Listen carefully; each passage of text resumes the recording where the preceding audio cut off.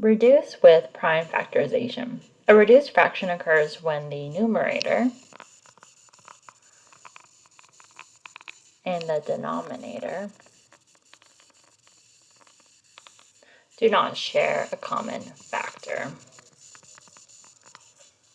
And then in order to reduce our fractions, we need to find the prime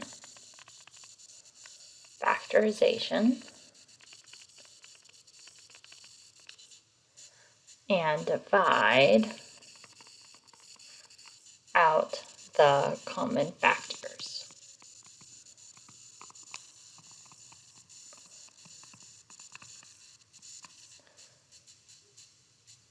So let's go ahead and look at the first example.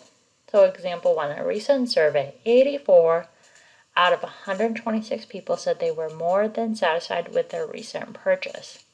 So let's write 84 out of 126 as a reduced fraction. So what we're going to first do is find the prime factorization for both. So this will help us find if we have common factors to see if we can divide out any common factors between them.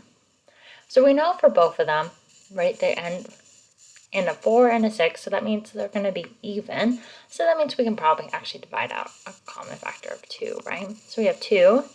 Well, 2 can go in 84, 42 times, right? Because 2 can go into 8, 4, and then 2 can go to 4, 2 times. So that's kind of like a quick way to think about it, or you're welcome to do the long division on the side. Now 42 is still even, so we can go ahead and divide out a common factor of 2 right in that. So 2 can go into 42 21 times. Now 21 can be broken down into, right, 3 and 7. And now these are all prime numbers, so we found the prime factorization, right? Now 126, well, that could be 2, and then 63. Well, 63, right, so 6 and 3, we add those together, that's 9. That's divisible by 3, right? We can divide it by 3, which is then equal to 3, so we get a whole number. So now we have 3, and then we have 21. Now this 21 can be broken down into, right, 3 and 7. So when we look at these two numbers, they're actually pretty similar. The only difference is one has a 2 here and this one has a 3. So let's go ahead and just rewrite this. So if we have 84, right, that's 2 times 2 times 3 times 7. These are all the factors that you multiply together, right, these prime numbers to get to 84. Well, 126, well, that is equal to 2 times 3 times 3 times 7. And so we can do it like this, where we line them up, and we notice we have a 2 here and a 2 here. Well, 2 over 2 is just equal to, right, 1. Now, 2 and 3, those are different. But we do have a 3 here and a 3 here. So that can cross out, and that equals 1, right? And then we have a 7 and a 7. So those cancel each other out, and that's just equal to 1. So we essentially have 1, and these can be just 1s too. So we have 1 times 2 times 1 times 1. Well, that's equal to 2. Now 1 times 3 times 1 times 1, that's equal to 3. So 2/3 would be our answer.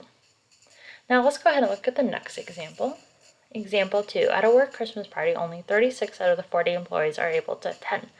Give the reduced fraction 36 over 40 using prime factorization. So we have 36 and 40. Let's go ahead and do the prime factorization. Well, 36 is even, so let's go ahead and put 2 here and 18 here. Now 18 is also even, so let's go 2 and then 9, right? Because 18 divided by 2 is equal to 9. Now 9 can be broken down into 3 and 3, right? So these are the prime numbers that make up 36. 40, 2 and 20. 20 can be broken down into 2 and 10. And then 10 can be 2 and 5.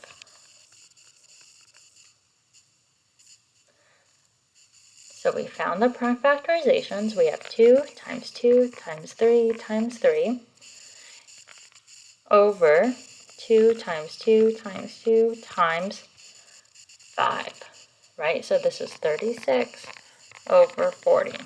So if we were to write 2 times 2, that's 4. 4 times 3 is 12. And then 12 times 3 is 36. So we can see how that all worked out. Right, we can always double check our answers to make sure we did the prime factorization correct. Now we're going to cancel out common factors. We have 2 and 2 here, and those cancel out.